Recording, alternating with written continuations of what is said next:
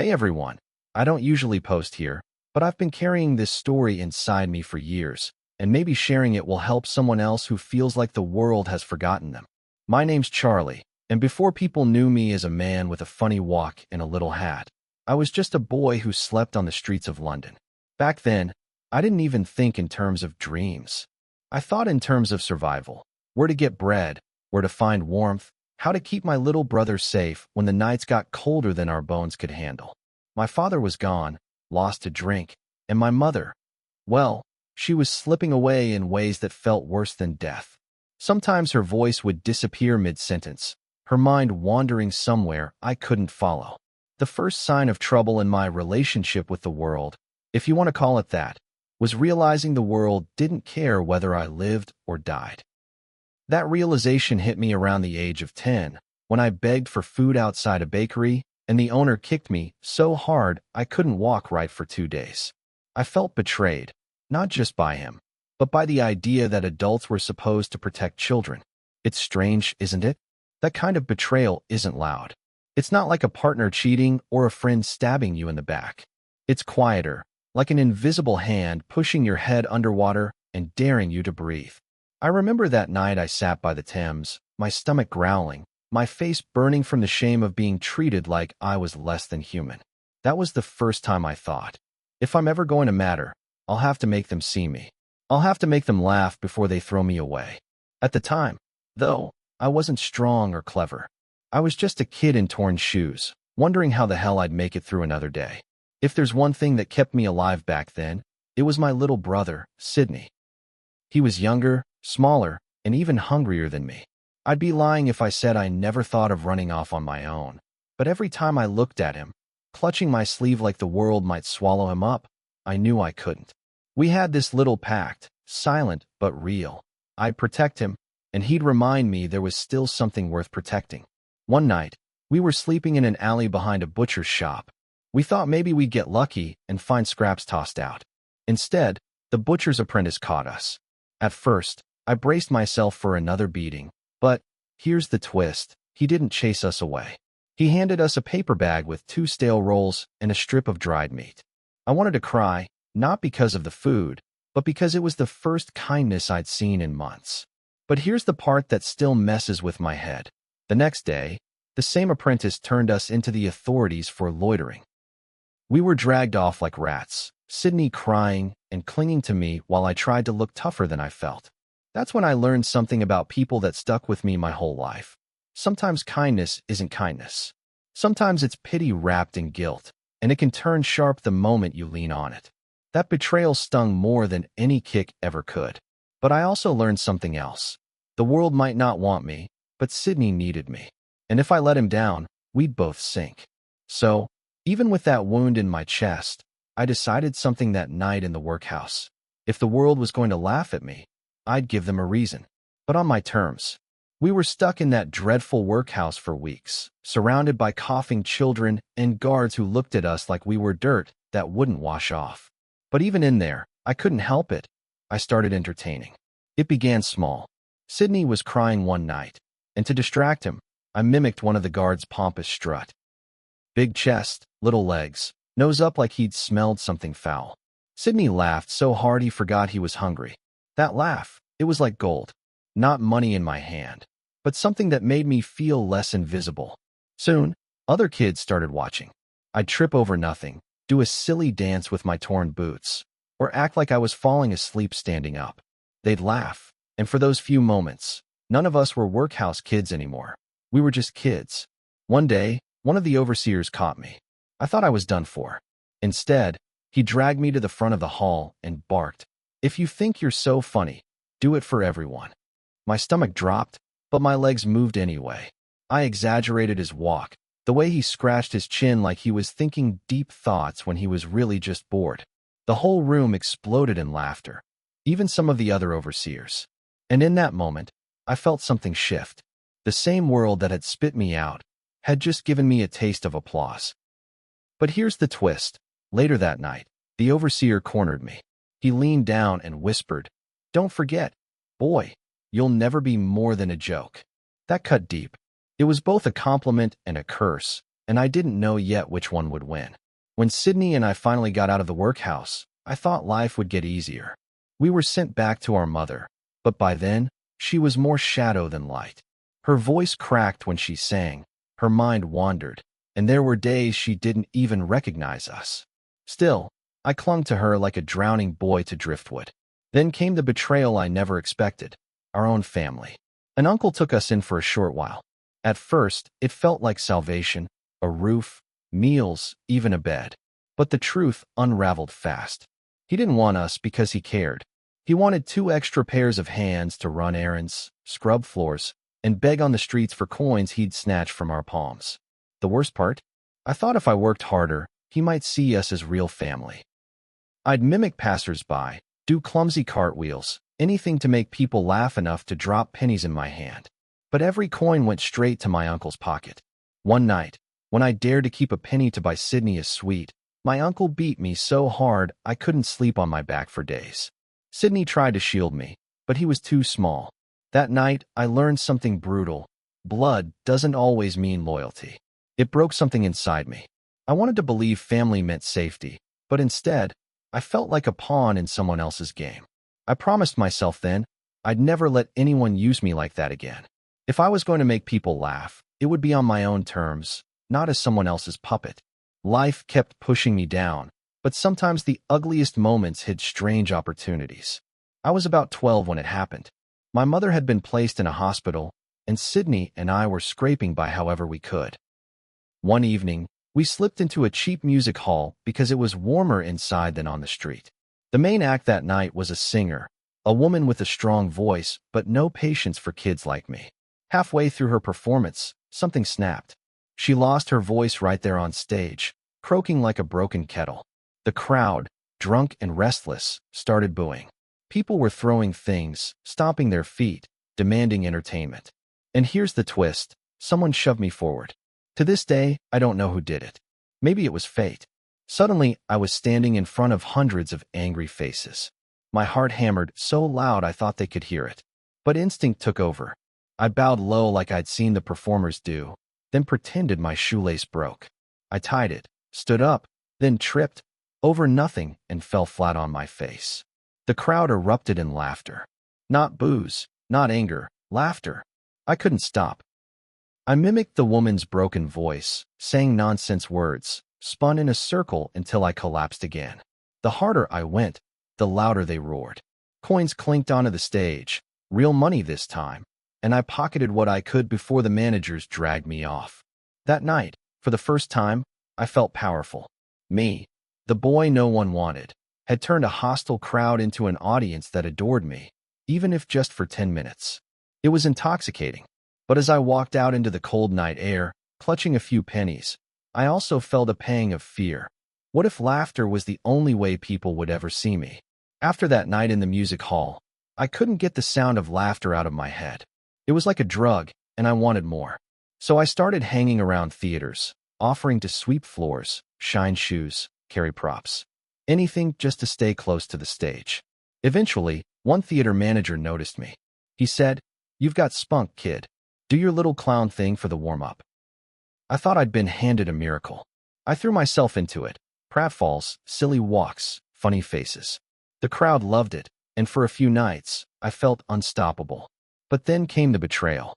After one particularly good show, when the audience had actually chanted for me to come back, the manager pulled me aside. I thought he was going to offer me steady work. Instead, he sneered. "Don't get too big for your boots. You're just filler. A street rat who makes people laugh before the real acts go on." And worse, he stopped paying me altogether. Said the exposure was payment enough. Exposure doesn't buy bread, though, and Sydney and I were back to going hungry. I wanted to quit, to spit in his face and walk out. But every time I stood on that stage and heard the laughter, I couldn't. That was the emotional trap.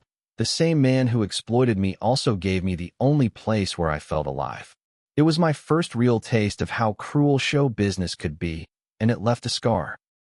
I learned that applause doesn't always mean respect, and sometimes the people who cheer you the loudest are the same ones pulling the strings to keep you small. Still, I held on to one thought. If I could make them laugh without a penny to my name, Imagine what I could do if I had control of the stage. A year or two later, things finally seemed to turn around. I'd been picked up by a small troupe that toured the rougher parts of London. It wasn't glamorous, cheap costumes, dingy stages, the smell of stale beer in the crowd. But to me, it felt like destiny knocking. One night, the troupe leader told me, "Chaplin, tomorrow's your big chance. We've got a bigger theater lined up, a real crowd, people who pay good money." I barely slept that night. My mind kept flashing between hunger, fear, and the fantasy that maybe this was the beginning of something real. But here's the twist. The very next day, one of the older performers, someone I admired, even looked up to, pulled me aside. He said I wasn't ready, that my act was childish, and that if I went on stage, I'd ruin the show.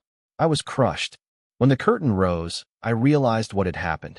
He had stolen one of my routines, right down to the silly walk and exaggerated stumble. The audience roared with laughter, but none of it was for me.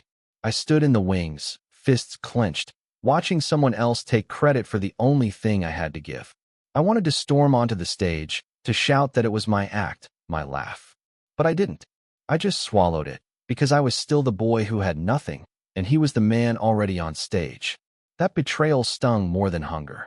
It taught me another brutal lesson.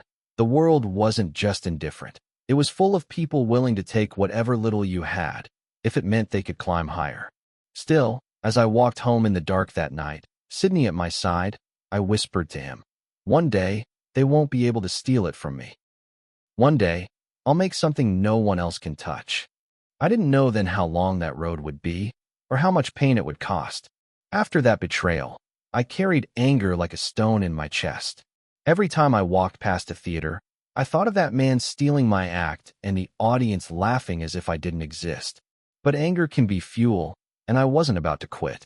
One cold evening, Sydney and I sneaked into another performance hall just to warm up. I couldn't help myself. I started mimicking one of the actors as he strutted across the stage in some melodrama. I didn't realize that a man in the shadows was watching me the whole time. When the show ended, he approached me. "You've got timing, kid," he said. He introduced himself as a stage manager for a bigger troupe that sometimes toured the provinces. I thought he was joking at first. Why would anyone pick me out of a crowd? But here's the twist. He gave me a chance. A real one.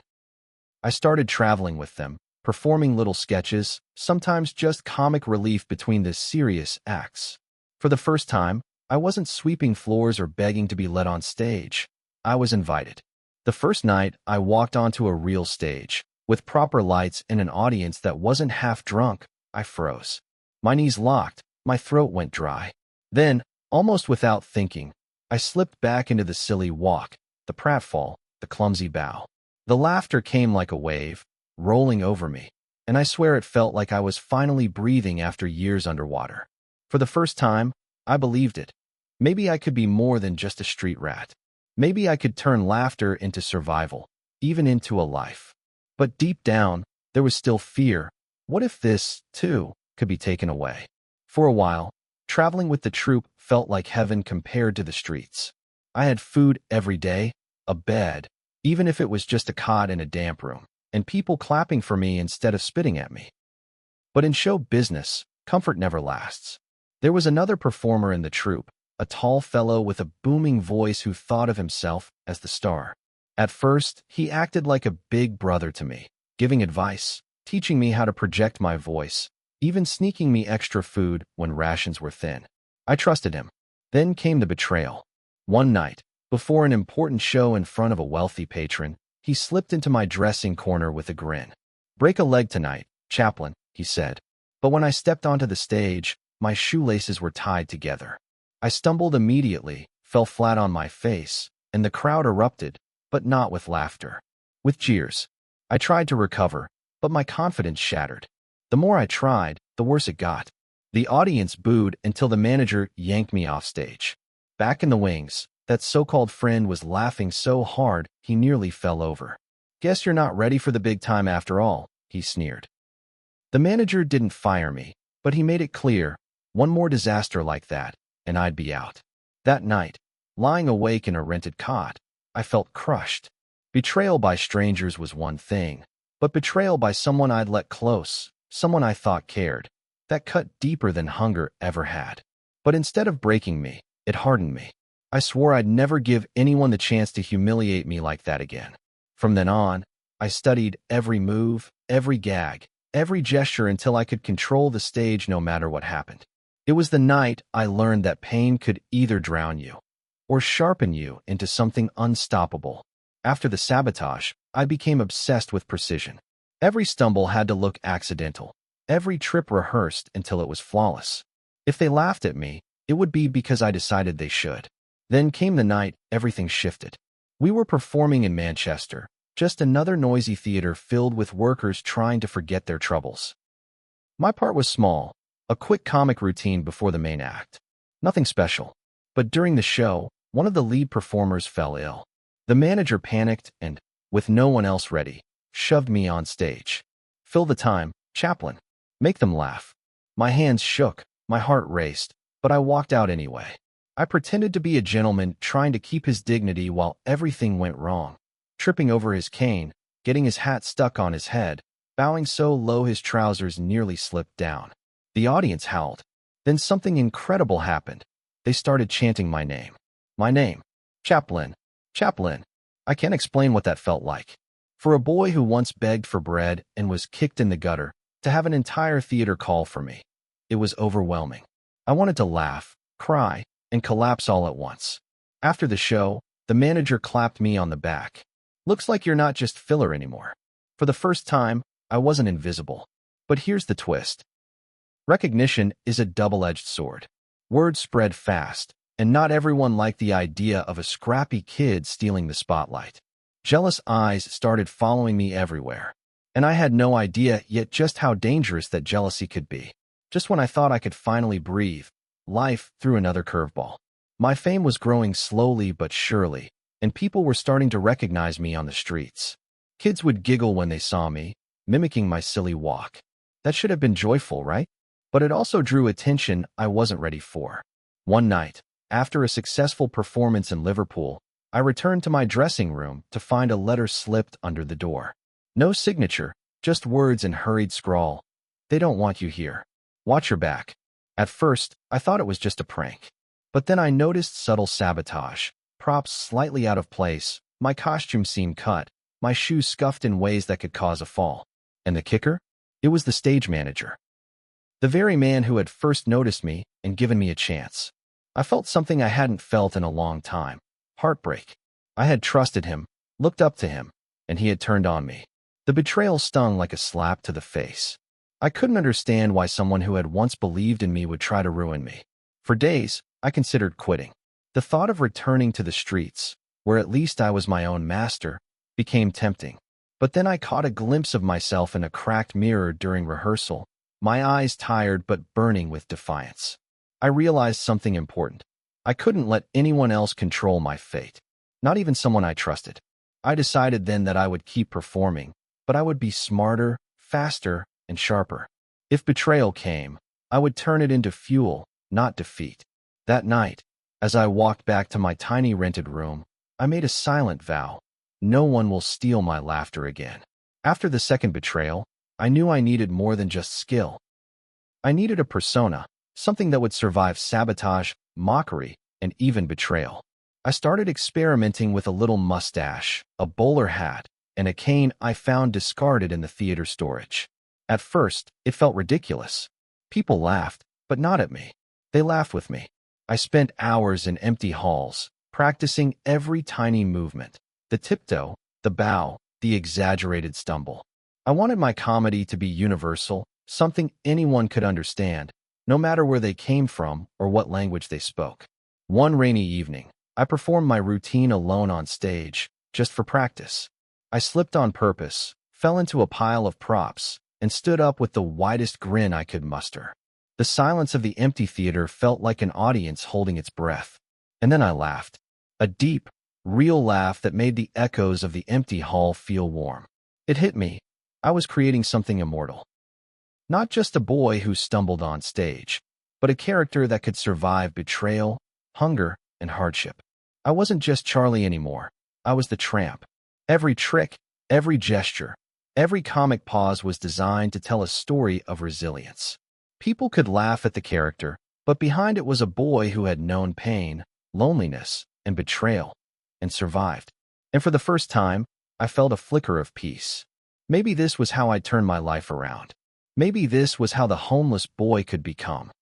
Just as I began to feel like the tramp could take on the world, life reminded me that success isn't a straight path. We were in Birmingham, performing for a wealthy crowd that could make or break careers. Everything was going perfectly until it wasn't. During one sketch, the stage lights went out mid-performance. Complete darkness. Panic spread across the stage. I stumbled, literally, and fell into a trapdoor that had been left open by a careless crew member. I landed hard, bruised, and humiliated. The audience gasped and then laughed, but not in the way I wanted.